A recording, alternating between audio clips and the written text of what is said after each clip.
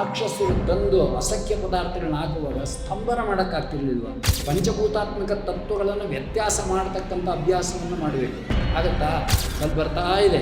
ಸುಮ್ಮನೆ ಈಗಂದ್ರು ಅಂತರಾಳೆ ಎತ್ತಿಷ್ಟ ಅಂದರು. ನಿನ್ನಿಷ್ಟಾರ್ಥ ಪೂರ್ಣ ಮಾಡ್ತೀನಿ ಅಂದರು. ಏನು ಸ್ವಾಮಿಗಳೇ ಅಂದರು? ನನ್ನನ್ನು ಸಾಯಿಸಬೇಕು ಅಂತ ಈ ಚಪ್ಪಡಿ ಹಾಕೋಬೇಕು ಅಂತ ಅಂದ್ರಲ್ಲಪ್ಪ, ನಿನ್ನಂತೇನೆ ನಾನು ಸತ್ತ ಮೇಲೆ ನನ್ನ ತಲೆ ಮೇಲೆ ನಿನ್ನ ಚಪ್ಪಡಿ ಇಟ್ಕೋತೀನಿ. ದಂಡದ ಮೈ ಮೇಲೆ ನಮಗೇನು ಗೊತ್ತು? ನಾಯಿ ಓಡಿಸೋಕ್ಕೆ ಅಂತ ತಿಳ್ಕೊಂಡ್ಬಿಟ್ಟಿದ್ದೀವಿ ಅಷ್ಟೇ. ನಾವು ಪ್ರಾಣಿಗಳ ಮೇಲೆ ವಾಹನಗಳ ಮೇಲೆ ಸಂಚಾರ ಮಾಡಿದರೆ ಅವರು ದಂಡದ ಮೇಲೆ ಕೂತ್ಕೊಂಡು ಸಂಚಾರ ಮಾಡ್ತಿದ್ರು.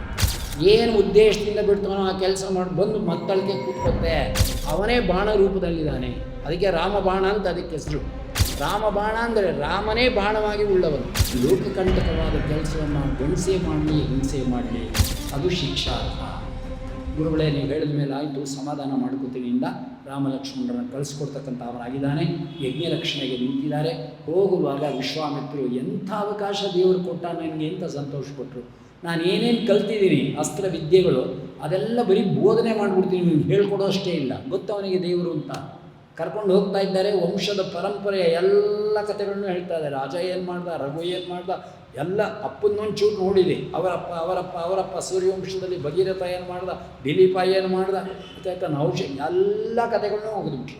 ಅಂದರೆ ಪೂರ್ವಿಕರನ್ನ ಕಥೆಗಳನ್ನ ತಿಳ್ಕೊಂಡು ಅವರಿಗಿಂತ ಉತ್ತಮ ಕೆಲಸ ಮಾಡುವಂಥದಕ್ಕೆ ಪ್ರಯತ್ನ ಪಡಬೇಕು ಅನ್ನೋದು ವಂಶದ ಪರಂಪರೆಯ ಅರ್ಥ. ಅದನ್ನು ರಾಮಿಗೆ ಉಪದೇಶ ಮಾಡ್ತಾ ಹಸು, ನೀರಡಿಕೆ, ಮತ್ತೊಂದು ಮಗದೊಂದು ಎಲ್ಲವನ್ನು ಸ್ತಂಭನ ಮಾಡ್ತಕ್ಕಂಥ ಮಂತ್ರಗಳು ಎಲ್ಲ ವಿಶ್ವಾಮಿತ್ರ ಹತ್ರ ಇದೆ. ಈ ಮಂತ್ರ ಸಿದ್ಧಿಯವನು ರಾಕ್ಷಸರು ತಂದು ಅಸಖ್ಯ ಪದಾರ್ಥಗಳನ್ನ ಹಾಕುವಾಗ ಸ್ತಂಭನ ಮಾಡೋಕ್ಕಾಗ್ತಿರ್ಲಿಲ್ವ? ಶಿವನ ಬರ ಇರಲಯ್ಯ, ನಿನ್ನ ಕೈ ಅಲ್ಲೇ ಸ್ತಂಭನ ಆಗಲಿ ಅಂದರೆ ಮುಗಿದೋಯ್ತು, ಅವನೇನು ಹಾಕೋಂಗಿಲ್ಲ. ಸ್ತಂಭನ ಮಂತ್ರ ಅಂತ ಹೇಳಿದ್ದಾರೆ. ನೀರು ಮೇಲೆ ನಡೆಯೋದು, ಅಶ್ವನ್ ತಡೆಯೋದು, ಬಾಯಾರಿಕೆ ತಡೆಯೋದು, ಅಗ್ನಿಸ್ತಂಭನ, ವಾಯುಸ್ತಂಭನ, ವಿಹಾರ ಸ್ತಂಭನ, ಇವೆಲ್ಲ ಯೋಗಶಾಸ್ತ್ರದಲ್ಲಿ ಬರ್ತವೆ. ನಾನು ಹುಡುಗನಾಗಿದ್ದಾಗ ಕಣ್ಣಿನ ನೋಡದೆ ನೀರು ಮೇಲೆ ನಡೆಯೋಳು. ಇವತ್ತು ನೀರು ಮೇಲೆ ನಡೆಯೋರು ಇದ್ದಾರೆ, ಇವತ್ತು ಇದ್ದಾರೆ, ತಪ್ಪೇನಿಲ್ಲ. ಆದರೆ ಸಂಖ್ಯೆ ಕಡಿಮೆ ಅಷ್ಟೆ. ಅಂದರೆ ಇಡೀ ಜೀವನ ಅದಕ್ಕೆ ಸತ್ತೋಗ್ಬಿಡಬೇಕು, ಗೊತ್ತಾಯ್ತಾ? ಯಾಕೆಂದರೆ ಈ ದೇಹದಲ್ಲಿ ಪಂಚಭೂತಾತ್ಮಕ ತತ್ವಗಳನ್ನು ವ್ಯತ್ಯಾಸ ಮಾಡತಕ್ಕಂಥ ಅಭ್ಯಾಸವನ್ನು ಮಾಡಬೇಕು. ಆಗುತ್ತಾ?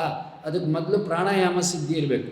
ಪ್ರಾಣಾಯಾಮ ಸಿದ್ಧಿ ಮೇಲೆ ಧ್ಯಾನ, ಧ್ಯಾನ ಆದ ಮೇಲೆ ಅರ್ಥಾತ್ ಮಂತ್ರ ಆದ ಮೇಲೆ ಅದು ಅರ್ಥ ಆದ ಮೇಲೆ ಅದರ ಚಿಂತನೆ ಆದ ಮೇಲೆ ಅದರ ಉಪಾಸನೆ, ಆ ಉಪಾಸನೆಯಿಂದ ಸಿದ್ಧಿ, ಗೊತ್ತಾಯ್ತಾ? ಹಾಗೆ ನೀರು ಮೇಲೆ ನಡಿಬೇಕು ಅಂದರೆ ಗುರುತ್ವಾಕರ್ಷಣೆಯನ್ನು ಗೆಲ್ಲಬೇಕು.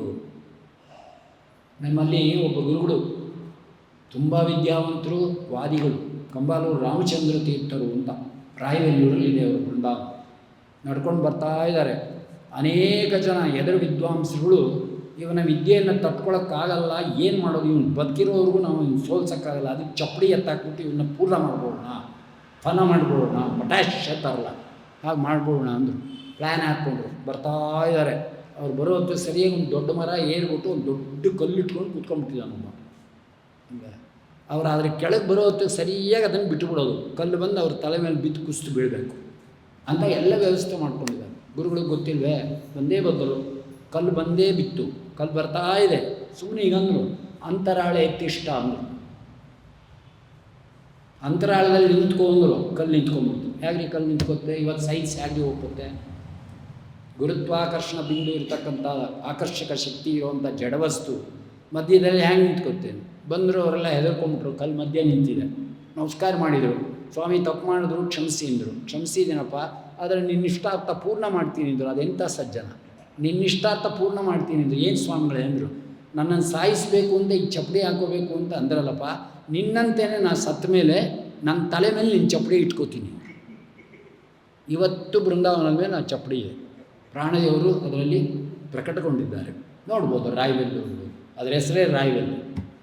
ಆ ಚಪ್ಪಡಿ ಇವತ್ತಿಗೂ ಇದೆ, ಅವರು ಎತ್ತಿರೋದು. ಅನ್ಬೇಕಾದ್ರೆ ಅದೆಂಥ ಸಜ್ಜನರು ಇರಬೇಕು, ಅಂದರೆ ಎಂಥ ಸಿದ್ಧಿ ಇರಬೇಕು. ಕಲ್ಲನ್ನು ಜಡವಸ್ತುನ ಅಂತರಾಳದಲ್ಲಿ ನಿಲ್ಲಿಸೋರಿಗೆ ಇವರು ಅಂತರಾಳದಲ್ಲಿ ನಿಂತ್ಕೊಳ್ಳೋಕ್ಕಾಗಲ್ವೇ? ಉದ್ದಂಡ ರಾಮಚಂದ್ರ ತೀರ್ಥರು ಅಂತ ಪೆನ್ಗೊಂಡೆಯಲ್ಲಿ ಬೃಂದಾವನ.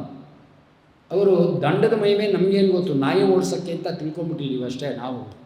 ನಮ್ಮ ದಂಡ ಅಂದರೆ ದಂಡದ ಮೇಲೆ ಕೂತು ಊರೆಲ್ಲ ಸಂಚಾರ ಮಾಡೋರಂತೆ. ಅದಕ್ಕೆ ಉತ್ಕೃಷ್ಟವಾದ ದಂಡ ಅಂದರೆ ದಂಡ ಉತ್ಕೃಷ್ಟ ಅಲ್ಲ, ಅದರಲ್ಲಿರ್ತಕ್ಕಂಥ ಸಿದ್ಧಿ. ಯಾಕೆಂದರೆ ಎಲ್ಲರೂ ಪ್ರಾಣಿಗಳ ಮೇಲೆ ವಾಹನಗಳ ಮೇಲೆ ಸಂಚಾರ ಮಾಡಿದರೆ ಅವರು ದಂಡದ ಮೇಲೆ ಕೂತ್ಕೊಂಡು ಸಂಚಾರ ಮಾಡ್ತಿದ್ರಂತೆ. ಅದಕ್ಕೆ ಉದ್ದಂಡ ರಾಮಚಂದ್ರ ತೀರ್ಥ ಅಂತ ಅವ್ರಿಗೆ ಹೆಸರು.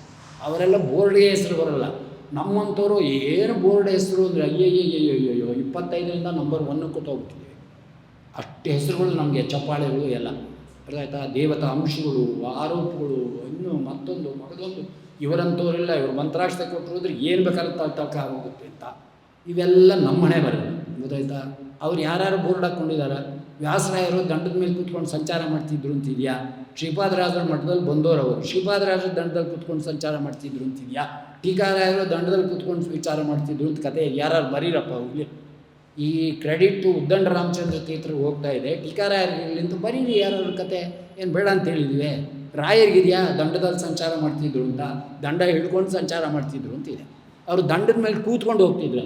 ಅಜ್ಜಿಯೇ ಕೋಲಿದು ನನ್ನೇ ಕುದುರೆ ಅಂತ ಮಕ್ಕಳುಗಳು ಏನಿಗೆ ಅಜ್ಜಿ ಕೋಲಿನ ಹಿಡ್ಕೊಂಡು ಮಾಡ್ತಿದ್ರಲ್ಲ, ಹಂಗೆ ಕೋಲ್ ಮೇಲೆ ಕೂತ್ಕೊಂಡು ಹೋಗ್ತಾ ಇದ್ರು. ಒಬ್ಬೊಬ್ಬರಲ್ಲಿ ಒಂದೊಂದು ಸಿದ್ಧಿ ಕೊಡ್ತಾನೆ ಸ್ವಾಮಿ, ಅದೇನು ದೊಡ್ಡ ವಿಚಾರ.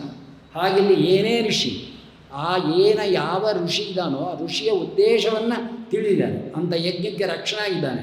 ಸ್ವಾಮಿ ಒಂದು ಬಾಣ ಬಿಟ್ಟ, ಆ ಬಾಣ ಒಂದೇ ತಿಳ್ಕೊಳ್ಳಿ. ಅಮ್ಮನವ್ರಿಗೆ ಹೇಳ್ತಾ ಇದ್ದಾರೆ, ರಾಮ ಬಾಣದ ಮಹಿಮೆ ನಿಂಗೆ ಗೊತ್ತಿಲ್ಲ ಗೌರಿ, ಬಾಣ ಒಂದೇ ಅದು ಗೊತ್ತಾಯ್ತಾ. ಲಕ್ಷ ಆಗುತ್ತೆ, ಕೋಟಿ ಆಗುತ್ತೆ, ಅನಂತ ಆಗುತ್ತೆ. ಏನು ಉದ್ದೇಶದಿಂದ ಬಿಡ್ತಾನೋ ಆ ಕೆಲಸ ಮಾಡಿ ಬಂದು ಮತ್ತಳಿಕೆ ಕೂತ್ಕೋತೆ.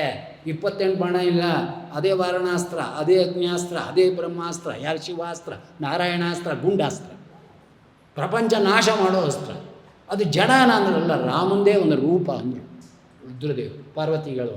ಅವನೇ ಬಾಣ ರೂಪದಲ್ಲಿದ್ದಾನೆ, ಅದಕ್ಕೆ ರಾಮಬಾಣ ಅಂತ ಅದಕ್ಕೆ ಹೆಸರು.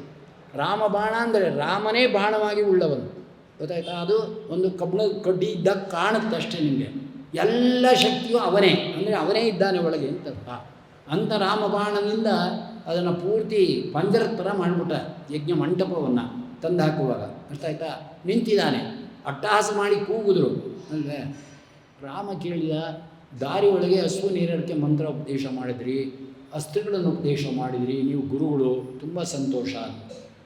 ಗುರು ಅಂತ ಒಪ್ಕೊಂಡೆಲ್ಲ, ಎಷ್ಟು ಆನಂದ ಅಂದರು ವಿಶ್ವಾಮಿತ್ರ. ದೇವರಿಗೆ ಯಾರು ಗುರುಗಳಿದ್ದಾರೆ ಅಂದರೆ ಸರ್ವಜ್ಞ ಶಿಖಾಮಣಿಗೆ ಸರ್ವಗುರುಗಳಲ್ಲಿದ್ದು ಅವನು ಗುರುನಾಮಕನಾಗಿ ಜಗದ್ಗುರೋರ್ ಗುರುಹು, ಅವನಿಗೆ ಗುರು ಅಂತ ಒಪ್ಕೊಂಡೆಯಲ್ಲ ಅಂದರೆ ಎಷ್ಟು ಸಂತೋಷಪಟ್ಟಿರ್ಬೇಕು. ಎಲ್ಲ ಹೇಳಿದ್ರೆ ಧರ್ಮಶಾಸ್ತ್ರ ಹೇಳಲಿಲ್ವಲ್ಲ ಅಂದ ರಾಮ. ಯಾಕೆ ಅಂದರೆ ನೀವು ಕರ್ಕೊಂಡೋಗಿ ತಾಟಕಿ ಸಂಹಾರ ಮಾಡುವಂತಿದ್ದೀ. ಅವಳು ಹೆಂಗಸು ರಾಕ್ಷಸಿ ಆದ್ರೇನು ಯಾರಾದ್ರೇನು ಅಬಲೆ, ನನ್ನ ದೃಷ್ಟಿಯಲ್ಲಿ ಅಬಲೆ. ಅವಳ ಮೇಲೆ ನಾನೇನು ಕೈ ಮಾಡೋದು, ಅದು ನನ್ನ ಕೀರ್ತಿಗೆ ಸರಿಯಿಲ್ಲ. ಅದನ್ನ ನೀವು ಧರ್ಮಶಾಸ್ತ್ರ ಹೇಳಲಿಲ್ವಲ್ಲ, ತಾಟಕಿ ಹೆಂಗಸು ಅಂತ ಇದ್ದೀರಲ್ಲ ಅಂತ ಕೇಳಿದರು. ಅದಕ್ಕೆ ವಿಶ್ವಾಮಿತ್ರ ಹೇಳಿದ್ರು, ನೀನು ಕೇಳಿದ್ದು ಚೆನ್ನಾಗಿದೆ, ನಾನು ಉತ್ತರ ಕೊಡ್ತೀನಪ್ಪ. ಹೆಂಗಸಾಗಿದ್ದರೂ ಅಬಲೆ ಕೈ ಮಾಡಬಾರ್ದು, ಆದರೆ ಲೋಕಕಂಟಕವಾದ ಕೆಲಸವನ್ನು ಗಂಡಸೇ ಮಾಡಲಿ ಹಿಂಸೆ ಮಾಡಲಿ ಅದು ಶಿಕ್ಷಾರ್ಹ. ಗಂಡನಿಗೆ ಚೂರಿ ಹಾಕ್ಬಿಟ್ಲು, ಅವಳ ಹೆಂಗಸು ಅದರಿಂದ ಪೊಲೀಸ್ ಕಂಪ್ಲೇಂಟ್ ತೊಗೊಳ್ಳಲ್ಲ ಅಂತಾರ. ಇವತ್ತು ಇದೆ, ಗಂಡ ಚೂರಿ ಹಾಕಿದ್ರೂ ಬುಕ್ಕಾಗತ್ತೆ ವಿತೌಟ್ ಬೇಲ್. ಹೆಂಡತಿ ಗಂಡಂಗೆ ಚೂರು ಹಾಕಿದ್ರೂ ಒಳಗೆ FIR ಬುಕ್ಕ. ಅರ್ಥ ಆಯ್ತಾ. ಅದನ್ನ ದೋಷ ಅಲ್ಲ, ಯಾಕೆಂದರೆ ಗಂಡನ ಕೊಂದಿದ್ದಾಳೆ ಕೂನಿ ಇಲ್ಲದೇ ಇದ್ರೆ ಏನು ಬೇಕಾದ್ರೂ ಮಾಡ್ಬೋದು. ಹಾಗೆ ಲೋಕಕಂಟಕಿ ಆದ್ದರಿಂದ ಆ ಹೆಂಗಸನ್ನು ನಾಶ ಮಾಡಿದರೆ ಲೋಕಕ್ಕೆ ಒಳ್ಳೆಯದಾಗುತ್ತಾದ್ದರಿಂದ ಮಾಡಬಹುದು ಅಂತ ಹೇಳಿದರು. ಸಂತೋಷ ಅಂದ. ತಾಟಿಕೆಯನ್ನು ಸಂಹಾರ ಮಾಡಿದ, ಸುಭಾವನ್ನು ಸಂಹಾರ ಮಾಡಿದ. ಮಾರೀಚಂಗೆ ಒಂದು ಬಾಣ ಬಿಟ್ಟ, ತೊಗೊಂಡೋಗಿ ಗೋಕರ್ಣದಲ್ಲಿ ಬೀಳು ಅಂತ ಹೇಳ್ದ. ಈಗ ಸಾಯವಾಗಿಲ್ಲ ನೀನು ಗೊತ್ತಾಯ್ತಾ, ನನಗಿನ್ನೂ ಕಾಲ ಬರುತ್ತೆ ಅವಾಗ ಸಾಯಿಸ್ತೀನಿ ಅಂತ ಗೊತ್ತಾಯ್ತಾ. ನಿನ್ನ ಕೆಲಸ ಇದೆ ಇನ್ನೂ ಬೇಕಾದಷ್ಟು, ರಾವಣನ ಉಪಯೋಗ ಆಗಬೇಕು ಅಂದರೆ ಸರ್ವಜ್ಞ ಶಿಖಾಮಣಿ ಅನ್ನೋದು ಗೊತ್ತಾಗುತ್ತೆ ಮುಂದೊಂದದು. ಅಂದರೆ ನಮ್ಮ ಸಾವುಗಳು ಕೂಡ ಇದ್ದು ಮುಂದೆ ಹೋಗುತ್ತೆ. ಆದ್ದರಿಂದನೇ ಕಾಲ ಸಾವು ಯಾವುದು, ಅಪಮೃತ್ಯು ಯಾವುದು. ಅಪಮೃತ್ಯು ನಮಗೆ ಬಚಾವಾಗಬಹುದು, ಕಾಲ ಮೃತ್ಯು ಎಂಬತಕ್ಕಂಥದ್ದು ಬಚಾವಾಗಲ್ಲ ಅನ್ನೋ ತತ್ವವನ್ನು ಅಲ್ಲಿ ತೋರಿಸ್ತಾ ಇದ್ದೀನಿ. ಈಗಲೇ ಕೊಂದ್ಬಿಡ್ಬೋದಾಗಿತ್ತು ಅಲ್ವೇ, ಅಪಮೃತ್ಯು ಇದ್ದಾಗ. ಈಗ ಕೊಲ್ಲಲ್ಲ, ಇನ್ನೂ ಕೆಲಸ ಇದೆ, ಅದಾದಮೇಲೆ ಕಾಲ ಮೃತ್ಯು ಬರುತ್ತೆ. ಅಂದರೆ ತಿರ್ಗ ಮೃತ್ಯುಗಳಿಗೆ ತಾರತಮ್ಯ ಗೊತ್ತಾಯ್ತಾ. ಬರೀ ಕಾಲ ಮೃತ್ಯು ಅಪಮೃತ್ಯು ಅಂತ ಇಟ್ಕೋಬೇಡಿ, ಮಧ್ಯ ಮೃತ್ಯು ಬೇಕಾದಷ್ಟಿದೆ.